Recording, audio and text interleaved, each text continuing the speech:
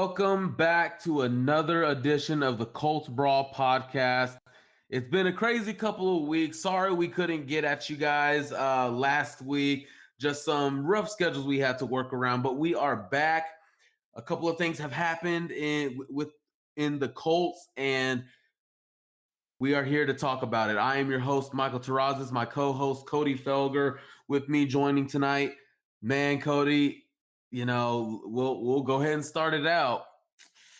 The draft has come and gone. We added some dynamic players, and Chris Ballard said, we'll discuss Malik Hooker coming out of the draft, and it's been decided. They are declining Malik Hooker's fifth-year option. And with that, what is your thoughts on the declining? Yeah. And at first I was pretty surprised, honestly, because, you see Malik Hooker, 24 years old. He's been a guy that showed flashes of being that ball hawk safety the Colts thought they were getting when they drafted him 15th overall in 2017. But, you kind of look at the injury history. I know some people will say he's injury prone, and some people will say, no, he's not injury prone. But I kind of look at it like this. Ever since he came into the league, his first year, obviously that freak injury, tore his ACL. He can't do anything about that. That happens. Cheap shot by Marquise Lee down the sidelines. He's out for the year. He only plays in, I believe, 7 games that year. And then he comes back in 2018, and I thought he had a pretty solid year. I know he kind of had a rocky start to begin with, but that's to be expected, trying to, learning to trust. I think the bigger thing for Malik Hooker was he was getting physically there, but I think it was just a mental thing with him being able to fully trust that he can fully be himself and try to be the player he was in 2017 without fear of injuring himself again. But I thought overall he was pretty good, especially at the end of 2018. But he hasn't played in 16 games in his career, which I think is notable.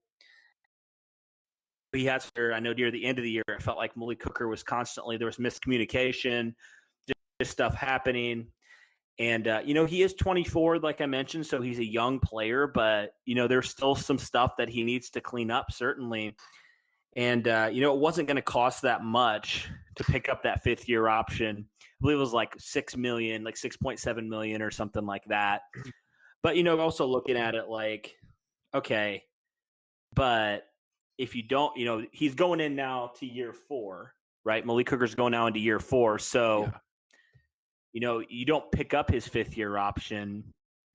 It's basically telling me, we don't want to commit long-term to a guy that, based off of all the stats, has not been able to play 16 games for us. I mean, you go back to that Kansas City game, not this last year, but in 2018, and Malik Hooker missed that game, and the Colts certainly paid for it. I mean, Patrick Mahomes was able to drive the ball down the field a lot on them, take a lot of deep shots in that game, and that was a big difference in that game. But yeah, I mean, at first I was a little bit shocked by it, but then as I thought about it, I was like, it makes sense. You just drafted Julian Blackmon, who I know is not going to be fully ready when the season starts. He's probably going to most likely come in October, but it's not like by declining this, you're not saying you're saying we're not committed to Malik Hooker at all. Like we're not going to re-sign him. I think there's still a chance you do re-sign him. I think it's just something where you say, this is kind of a contract year for you, Hooker. It's either put up or shut up time. Like we know you have its potential. We saw it when we drafted you, 15th overall. But now, man, it's time for you to prove that you can live up to that draft status. And to be honest, he has not. He's been solid, but I think when you draft a guy that high, you want him to be a perennial Pro Bowl, All-Pro type player. And Malik Hooker has not even sniffed that. And, he's shown certainly flashes of that. And he has been a solid player. I think in 2018 he was a pretty good player. But, there's just been a lot of inconsistencies. I know his tackling's got a little bit better, but that's still kind of a question mark. Miscommunications last year, busted coverages. And just with the way that the Colts defense uses him, it's kind of like, is he the right fit for this defense? I think is a question, and it's a valid question to ask. And so, maybe it's something where the Colts kind of see how it plays out, see who plays better between Hooker and Blackmon. And, if Hooker balls out this year, maybe they give him a bigger contract. But I have no problem with what the Colts did here. I know a lot of people do, and that'll probably be a controversial thing for me to say. But, man, I look at it, and I'm somebody who loves Malik Hooker and loves what he brings to the Colts. But, I mean, Chris Ballard's not shy about admitting his mistakes and saying, we want to win now. And he's not like the previous regime where he's going to hold on to a player too long because he was his guy, right? He'll admit his mistakes and he'll move on because he wants to win more than his pride. And so I guess that's kind of my take there on the Malik Hooker situation. Sorry if I kind of stole one of your thoughts there, but I didn't know if there's anything else you wanted to add, Michael.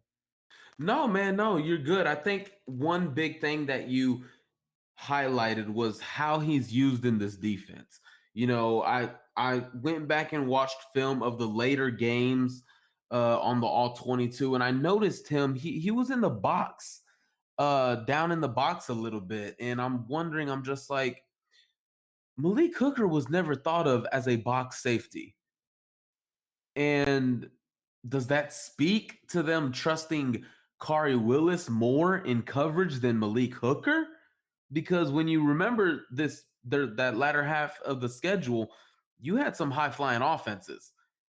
Tampa Bay, New Orleans, you had all these teams, and you saw Malik Hooker in the box. There was some busted coverages. The probably most memorable one was on that Thursday night football game when DeAndre Hopkins was just wide open in the end zone. The nearest Colt was like 20 yards away from him, and it was a horrible busted coverage. There was absolutely no excuse for it, just poor communication. And I'm with you. I don't have a problem with it. I definitely probably would have picked it up because it'll just be cheaper for another year.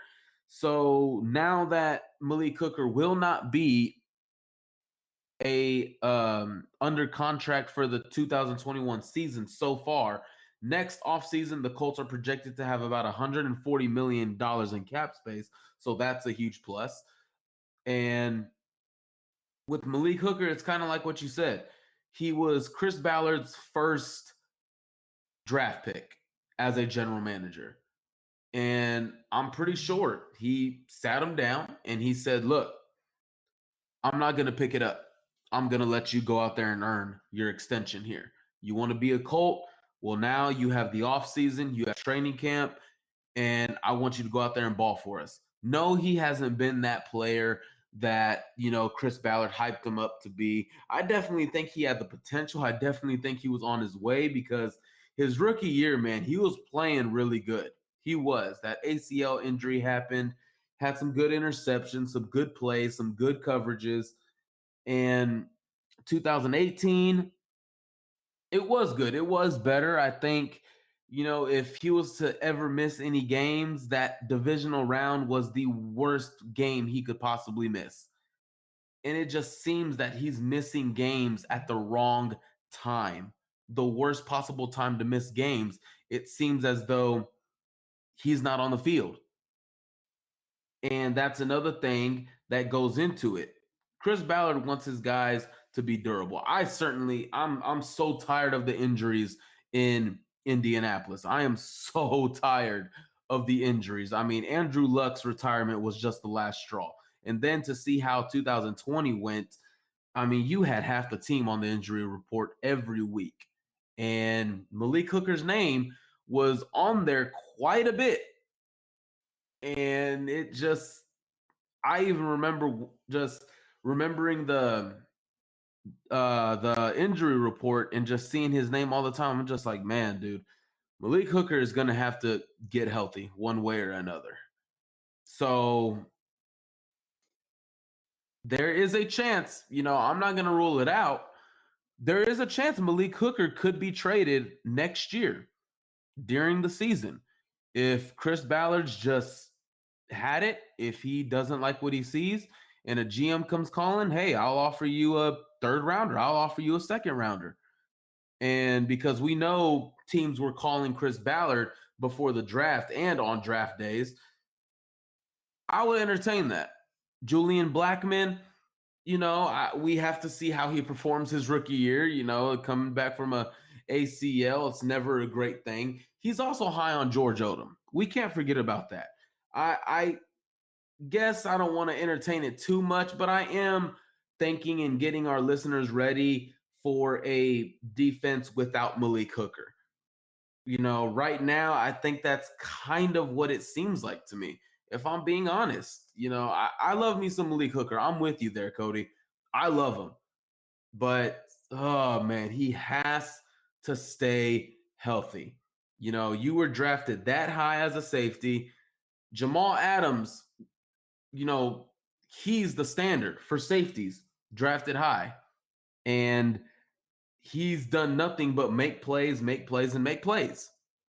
So 2020 is definitely a big year for Malik Hooker. He is officially in a contract year, and that's a good thing because most of the time we see a lot of players pour their hearts out in a contract year because they want to stay, they want that money, they want to stay with their team. So that's where we are on Malik Hooker, guys. So moving on here, the draft has us excited. Free agency had us excited. And so now virtual workouts are going on. Colts are just one of 3 teams out of 32 that are doing virtual workouts. And it's time. It's already getting into the groove of things. It's already starting to, getting a little bit exciting. The NFL schedule comes out on Thursday. The ceiling, for this team. You see the acquisitions in free agency. You see the picks in the draft.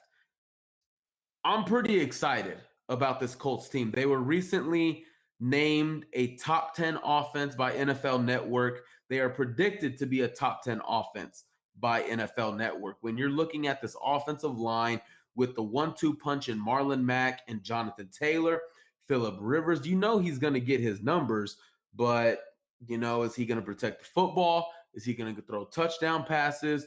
We don't know yet. You look at T.Y. Hilton. We know who he is. It is a contract for him as well. I would love for him to have a healthy year. Michael Pittman Jr. was added. Denzel Patman was added. You got all kinds of guys that were added, especially Danny Pinter on the offensive line in case the injury happens. When it comes to the ceiling of this team, if I'm being honest, I would love to say Super Bowl, guys. I really would. But the ceiling for this team, I have got to go with a divisional round playoff game. I have to go with a divisional round playoff game. I mean, I want to be a homer. I want to say Super Bowl, but Phillip Rivers has got to prove it. He has got to prove it in this offense. This defense has got to prove that they can stop offenses from scoring. This team has a lot to prove. They have a huge chip on their shoulder this year, and I'm putting their ceiling at a divisional round appearance. Because when you're looking at the AFC, Buffalo is looking really good right now. They are looking really good and really strong. We know what Baltimore, they just added Calais Campbell. They are set. They are monsters. Kansas City, they just won the Super Bowl. So the Colts are going to have an interesting road to the Super Bowl next year if they are able to make it. Cody, where are you at in terms of the ceiling of this team in 2020, your early predictions for this team? Where are you at for them in 2020? Yeah, and this is such a tricky question because you bring in so many guys who you just have question marks on in free agency and the draft. Besides DeForest Buckner, there's question marks with all the free agents the Colts brought in. You're thinking on that defensive line, how do some of those defensive ends, the second year guys, do they step up? Can Justin Houston keep it going? He had a really nice year last year, but he's past 30. He's past that mark. So there's question marks there. Linebackers are pretty set. I think that's probably the position that I'm the least worried about. But then you go into the secondary. Right now, question marks all over, starting Malik Hooker. How does he perform? Does he perform at a 2017 level or late 2019 level? And can he stay healthy for 16 games? You can't bank on that. He hasn't. Kari Willis is a nice piece. I think he's going to continue to develop. But then you go to cornerback. You got question marks all over there. Xavier Rhodes had a really rough year last year. Can he bounce back? He's 29. He's getting closer to 30. TJ Carey, can he contribute? Can Rocky Sin continue to improve? I mean, there's certainly talent. I think the ceiling is certainly a playoff, a team that could go deep into the playoffs if all these players on the defense and offense can, live up to what we think they can do. Now, certainly somebody's going to disappoint. That's just the nature of what happens. Like, you can't have everybody do that. But, for the people who do not live up to expectations, is it big enough to cripple this team enough to not reach the playoff, to not reach the, later on in the playoffs, to not reach the Super Bowl?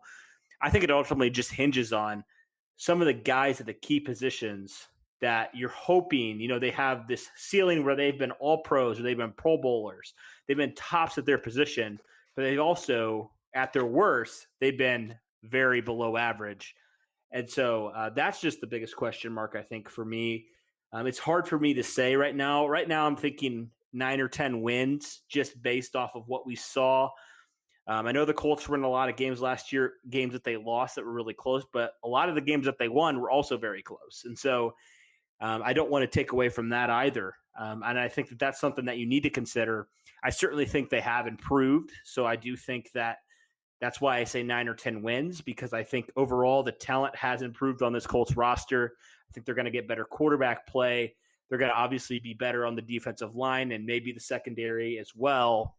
So I think the ceiling is certainly division title, deep playoff run, but I also think the floor could be kind of more of the same, what we saw last year, hovering around that 500 mark. If all this stuff that Chris Ballard has done, free agents, kind of drops out of the bottom. And so that's kind of mine. If you're asking me for my ceiling, I'll probably say division title / deep playoff run. All right. That's good. I mean, we're kind of on the same page here, because I mean, these guys have got to prove it. I like the guys that Chris Ballard brought in. There are some questions to them, and a change of scenery in a new system, hopefully getting healthier. I'm really skeptical about it this year, but we'll get into that a little bit later on. I want to talk about the offense. This offense has the potential to be one of the most exciting offenses to watch. You got the gunslinger, the veteran gunslinger in Phillip Rivers. Okay. You got T.Y. Hilton. You added a Michael Pittman Jr. who can do it all. But then you forget about guys like Paris Campbell, a speedster, a gadget player, who I still think can be a great wide receiver. You still have a Nyheim Hines, who can return punts, return kicks, come out of the backfield, catch the ball out of the backfield, line up at slot receiver. I mean, that's basically what he is. He just lines up at running back. Speaking of running back, you also have probably the best 1-2 punch in the NFL. Hopefully. Jonathan Taylor, Marlon Mack. Then at tight end, you got a security blanket in Jack Doyle who always seems to get open. Mo Alley Cox, I'm still waiting for him to break out, to have some good years. He's still on the roster. He's still keeping a spot on the roster. So obviously he's doing something good. Adding a guy like Trey Burton is an underrated move. I think he'll be good for the Colts. And then the biggest part of this offense, the offensive line, man. Costanzo, Nelson, Kelly, Glowinski, Smith. I mean, this offensive line is going to enjoy mauling opposing defensive lines. When you have an older quarterback, that just makes them more hungrier to get their hands on someone.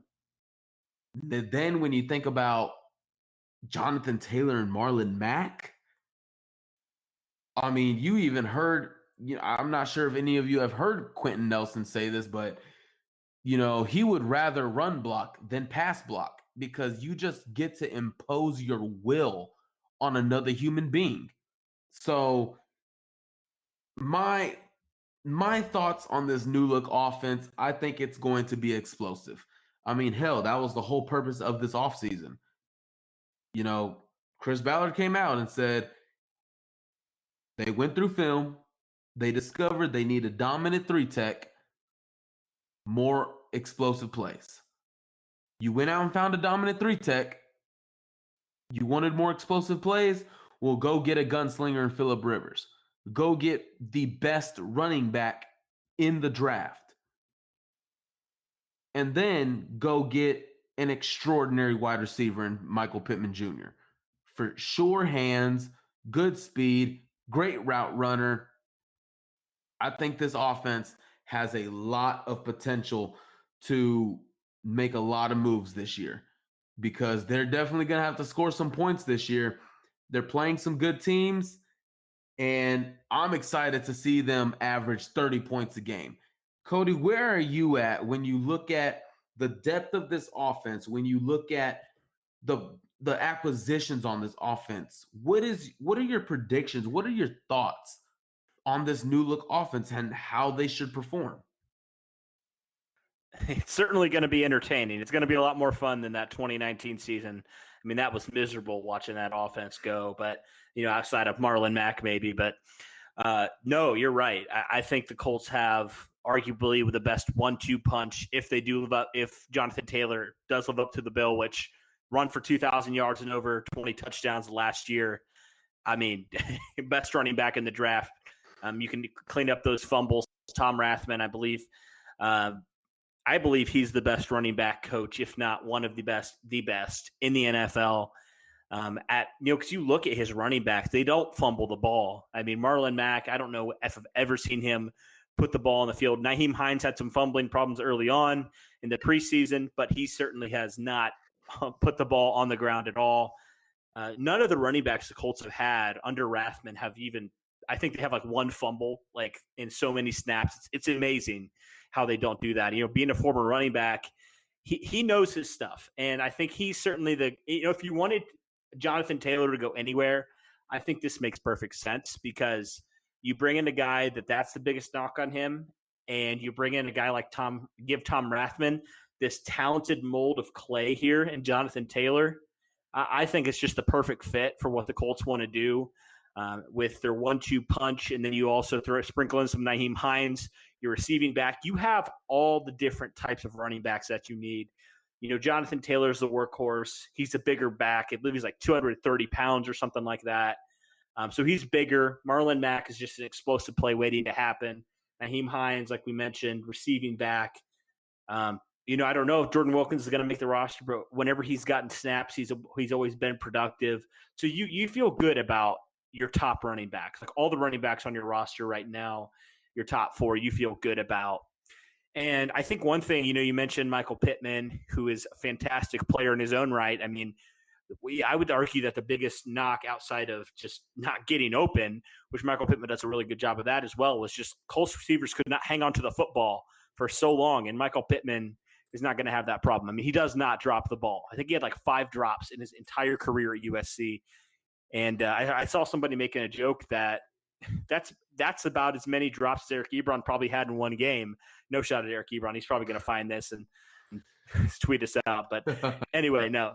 All joking aside, we wish Eric Ebron the best. But no, but Michael Pittman's a sure-handed receiver that I think is a good size complement to a guy that I was surprised you didn't mention in T.Y. Hilton, a guy that's been consistently outside of last year. He's been a warrior for the Colts. I mean, for how small he is, he's been a guy that's been pretty darn durable for the Colts. Mm-hmm. And I think certainly, when you have a guy like Jacoby Brissett who does not take a lot of deep shots, it impacts T.Y. Hilton. I believe that in that 2017 season, that was like the only season or one of the only seasons that Hilton didn't have 1,000 yards because for that exact reason. And so I think that getting T.Y. Hilton fully healthy and getting another receiver like Michael Pittman, a guy that just, I think, complements him well in what he does, I think it could free up T.Y. Hilton. And we know Phillip Rivers likes to take shots.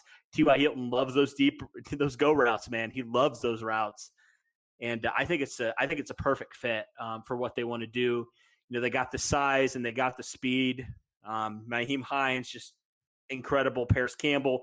It's kind of wild to think about. Jonathan Taylor is such a big back, but he ran about the same 40 as Nyheim Hines, who was one of the fastest running backs in the 2018 draft. And so, you look at all these guys, the Colts just have speed everywhere on that offense. Paris Campbell's the fastest receiver out of that 2019 draft. And so if all these guys can be healthy, and that's a big if because it hasn't happened yet, but if it does happen, this offense, man, the sky's the limit. I really think that. And I also think, you're talking about Phillip Rivers. I kind of want to talk about this for a second. Just looking at, obviously, those interceptions last year, they stand out. They're not good. But you kind of look at what Phillip Rivers had to do. I actually looked at a stat today from the Chargers in 2018 when they were really good, right? They were 12-4. They were fantastic. And then you look at the 2019 season, the Chargers losing record, just awful all around. But you also look at that running game. I mean, the Chargers they weren't great in 2018, but they had a respectable, they were about middle of the pack. And they were 18th in the league in rushing yards. And then they dropped in 2019, 10 spots to 28th. A lot of times, man, he's having to try to make plays. And when you're having to try to make plays like that, we saw it seems like a lot of those times that was when the ball got turned over. Him just trying to make a play, feeling like if I don't make this play, my running game's obviously not going to help me. My defense isn't going to help me. I have to try to win these games by myself. But with what the Colts have done now with adding Jonathan Taylor, adding Roosevelt Nix, who will help in the run blocking game, adding Trey Burton, who's a good receiver and run blocker. I mean, if the Colts have a goal to be a top 5 rushing offense, I think they've certainly doubled and tripled down on that mindset, and they want to really do that. And so I think that, they were 7th last year. I certainly think that 5 is very achievable for them. And I think if they have a top 5 rushing offense, man, that's going to take so much pressure off of Phillip Rivers, feeling like he's going to have to win these games because he's going to have help. And I think that's something outside of his receiving core, which was really good there with the Chargers. He didn't have a lot of help on that defense and did not have a lot of help in the running game in 2019. So that's kind of my take there on the Phillip Rivers situation as well. Definitely good stuff right there. And it's interesting because, and I completely forgot to mention it, the addition of Roosevelt Nix. Now, I don't know if he'll make the roster. He might be added as a tight end or something. But with him as a fullback, man, you think about this offensive line along with Roosevelt Nix clearing the way for these two guys. I mean, dude, you're talking about eliminating defensive tackles, linebackers, and safeties, not just in the box. Mm-hmm. You're going to be eliminating everyone. So don't be surprised, y'all, if Jonathan Taylor is Offensive Rookie of the Year. I will just say that. Do not be surprised if that happens. Now, switching over to the other side of the ball here, and this will probably be the last thing we talk about here for you guys. This defense, there's some young guys, some good draft picks, some good signings, some questionable signings, but definitely a lot of potential on this defense. When I look at it, I'm looking at the defensive line, and there's one spot that's up for grabs. I'm pretty sure Jabal Sheard is not coming back. You got Justin Houston as your starter. You have DeForest Buckner, who is the second best player at his position in the 3 technique. And then there's 2 other spots I'm a little curious about. Obviously, the opposite defensive end spot, and then the nose tackle spot. Who is better for that nose tackle spot? Grover Stewart, Sheldon Day? It remains to be seen. I think Danico Autry will be a great backup for DeForest Buckner. When I'm looking at the defensive end spot, I think it's a good idea to not go after defensive ends in the draft because you invested some pretty high draft capital in these guys. Kamoko Toure, Ben Banigou, Taekwon Lewis. Some people forget about that. It's time to let them play. It's time to figure out what you have. Kamoko Toure, it's time to figure it out. Ben Banigou, his second year, it's time to figure it out. Taekwon Lewis, his third year, been battling some injuries. It's time to figure it out. Because, when it comes to the defensive end spot, that's the second most important position in football. You have got to be set at that position. So there's potential. There's good stuff. It's looking good there. But then there's also an element that, maybe none of these guys will work out. Taekwon Lewis could still struggle with injuries. Kamoko Toure, what if all he becomes is just a speed rusher? Ben Banigou, what about him? I'm probably going to side with Ben Banigou on this one because that's his natural spot. Where Jabal Sheard was, that was the position he played in college. So I'm going to roll with Ben Banigou there. There's still questions on the defensive line when it comes to the depth and who is going to produce. Because guys need to produce at the nose tackle and the opposite defensive end spot. That's all I'm going to say. When we look at the linebackers, there's no questions. I mean, Darius Leonard, Anthony Walker, Bobby Okereke, Zaire Franklin, Mike Adams. I mean, there's no question. That position's set. The one position that I think that can destroy this team is the secondary. Because I was really high on it.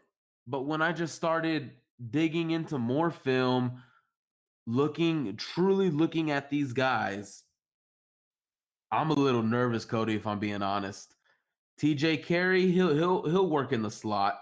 Kenny Moore, I think Chris Ballard, Matt Eberflus, I think they'll want Kenny Moore probably outside a little bit more. Xavier Rhodes, if I'm being honest right now, I'm not expecting too many big things from him. When it comes to corner, I mean, we've spoken on it. It's the most athletic position to play in football. And when you have a hip injury at that position, it's really hard to get that back because your hips are everything at that position. So it's a little scary when I'm looking at the safeties. I'm good with Kari Willis. I'm good with George Odom. Julian Blackman, is he going to be ready by October, late October, early November? What are we looking at by that time? How are we looking by that time? And then Malik Hooker, is he going to stay on the injury report? Is he going to be, inactive on game day? How many times? There are questions on this team. There is good, high potential, but there's also a potential of disaster. I mean, we could have the best front seven, but our secondary is just allowing everything. Now, my thoughts, the biggest thing is going to be Xavier Rhodes. I don't worry too much about TJ Carey. I don't worry too much about Kenny Moore. I think he can hold his own on the outside. Rock Ya-Sin, I'm expecting big things, if I'm being honest. I'm expecting some really good stuff from him. And then I'm actually kind of high on Isaiah Rodgers. I think he'll break the rotation. I think he'll get some playing time in there. I definitely think he will. Xavier Rhodes, though, he's not going to make or break the secondary, but he is going to hurt the secondary if he cannot perform the way we need him to perform. If he is slow, if he just gets burned all the time, there's no use for him anymore. I will even nominate him as a nominee to be an in-season cut on the roster. Wow. Dang. I gotta be real with you guys. I have to. I have to. Like I said, he's not a make or break for the secondary, but man, I praise Chris Ballard for the signing because there is high potential, but there's also a potential of disaster. So, and the last thing I'll say is this: DeForest Buckner will help the secondary. If you can get what you need to get out of DeForest Buckner, which you will, Justin Houston does exactly what he does last year, hopefully better. And then the nose tackle, Sheldon Day, hopefully he can get some good pressure. And Kamoko Toure, Ben Banigou, whoever is at that position, that is going to be an X factor on this defense. Whoever is at that position, that's going to, I believe, make or break this team on defense, is that defensive line. So that's where I'm at with this defense. Yeah. Yeah, I just think, there are a lot of question marks, and you mentioned it. And I don't want to act like, I think a lot of people are saying this is going to be a top 10 defense. I honestly don't see where people, I see the potential in that. Yeah. But I think there comes a point where it goes from potential to reality. Yep. And I think in reality, there are a lot of question marks. And Colts fans, they have a lot of good pieces on defense, a lot of good young pieces. Kamoko Toure was playing really well before that injury. How does he come back from that injury, though? Justin Houston was good. There's just question marks everywhere. And I think that, as good as I think Chris Ballard had a really good offseason via free agency and the draft, but you're hinging a lot on guys who didn't have great seasons last year outside of DeForest Buckner and maybe a few others. Some guys that play in some key positions didn't have the best seasons. And you're kind of banking on them to bounce back and play better for you, which it very much could happen. I'm just not huge on that, on banking on a guy like Xavier Rhodes to make a comeback at age 29. I'm not huge on, just doing that kind of stuff, hoping that Tyquan Lewis, Ben Banigou, and Kamoko Toure, they need to see time, but also just at the same time, they have to perform this year. Something has to happen. One or all of them have to do something, or else you're in big trouble. Because then you have multiple draft busts, early draft busts there if none of those guys pan out. And I know it's early on some of these guys, but for what you invested to this defense this offseason, and based off of how your draft went, where you really didn't touch a lot of the secondary outside of Julian Blackmon in the third round and then Isaiah Rodgers later on, for me, it's I'm not sure if I like that approach. I mean, I get it.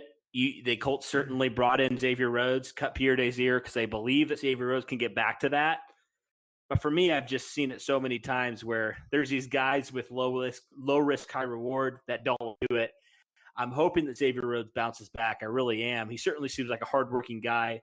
Certainly seems like a guy that you want to root for. And so if he can get back to that form, I'll praise Chris Ballard for it. I'm just not huge on hinging on guys like that to either help or significantly hurt your team. And so I totally get where you're coming from. But I do think this Colts defense will be better. I do. I think DeForest Buckner is a big part of that. He's unlike any defensive lineman the Colts have had in a long, long time, especially in the defensive interior. And I think he's going to change a lot of things that we didn't see, and he's going to make a lot more plays that we didn't see on that defensive line. I mean, you look at that 3 technique. I mean, the Colts had 3.5 sacks out of all the players that played their 3 technique last year. I mean, DeForest Buckner has probably had that many sacks in one game. I mean, he's just that type of player. He has that capability to do that.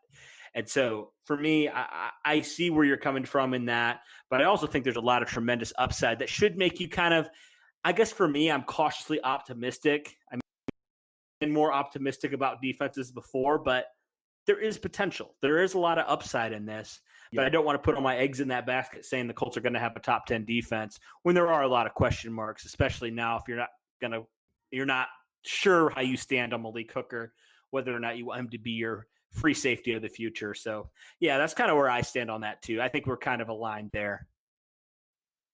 Yeah, definitely. And like you said, if these guys don't pan out, it is going to hurt a little bit when it comes to the secondary. You know, you're looking at maybe Malik Hooker and Xavier Howard, those guys, Xavier Rhodes, my bad.